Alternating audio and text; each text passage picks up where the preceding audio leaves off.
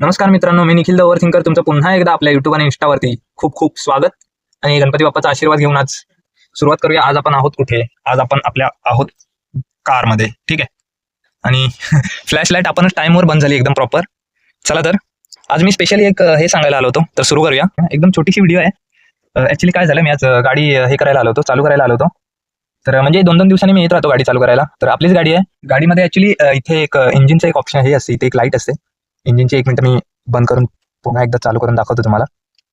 हा, ही जी येल्लोवाली लाईट असते ना, जी ही लाईट असते इंजिनची, तर ती काल अचानक चालू झाली आणि मी एवढा टेन्शनमध्ये आलो की बाबा काय झालं आणि इंजिनमध्ये काय नाही. म्हणजे कालपासून म्हणजे डोक्यात तेच गाडीचाच विचार चालू होता की बाबा इंजिनचा काय प्रॉब्लेम झाला असेल, काय झाला असेल. कारण की ती सहसा कधी येत नाही, कारण इंजिनचा काय प्रॉब्लेम असेल तरच येते. तर खूप म्हणजे कालपासून त्याच टेन्शनमध्ये होतो की बाबा काय झालं असेल, काय झालं असेल. तर आज मी पुन्हा आलो आणि गाडी चालू करून बघितली तर ते काय जात नव्हतं, ठीक आहे. तर युट्यूबवरती व्हिडिओ बघितले मी की बाबा ते इंजिन लाईट आली असेल तर काय करायचं. तर जस्ट फक्त त्यांनी हे जे आपलं इग्निशन असतं, ॲक्च्युली हे इग्निशन जे असतं ना, म्हणजे चावी लावायचं असतं, ते 3दा बंद चालू करून 4th टाइमला गाडी स्टार्ट करायची असते. तर तेवढं केलं की ती लगेच इंजिनची लाईट जी असते ती निघून जाते. तर ओके, आता गेली असेल ती.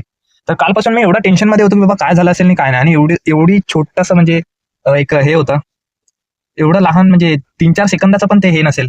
फक्त जस्ट मला एक बंद चालू करून 3दा बंद चालू करून 4th टाइमला गाडी चालू करायची होती. आता सर्व नॉर्मल आहे, काय टेन्शन नाही. ती तिथे एक ब्रेक लाईट दिसते, हँड ब्रेकची लाईट आहे ती, आणि हे पेट्रोलची ती तर चालूच असते. तर कधी कधी आपण एवढं म्हणजे हे ओव्हर थिंक करतो की एकदम लहान गोष्ट असते तिला पण आपण एकदम असं डोंगरा एवढा हे समजतो. लहान गोष्ट पण एकदम डोंगरा एवढी करून टाकतो आपण. तर ओव्हर थिंकिंग लोकांचा हाच प्रॉब्लेम असतो. ऍक्च्युली गोष्ट तर एकदम लहान खडकासारखी असते, पण डोक्यामध्ये आपण तिला एवढा डोंगर बनवून टाकतो त्या गोष्टीचा की मग काय विचारांना वाव राहत नाही. मला वाटतं मी खूपच जास्त मराठी बोलतोय, एकदम क्लिअर मराठी. आणि इथे आपले गणपती बाप्पा आहेत आणि गाडीचा आवाज ऐकला असेल. गाडी पेट्रोल CNG आहे. तर आपण गाडी घेऊन एक दिवशी जाऊ कुठेतरी फिरायला. तर ते पण मी एकदा कव्हर करेन.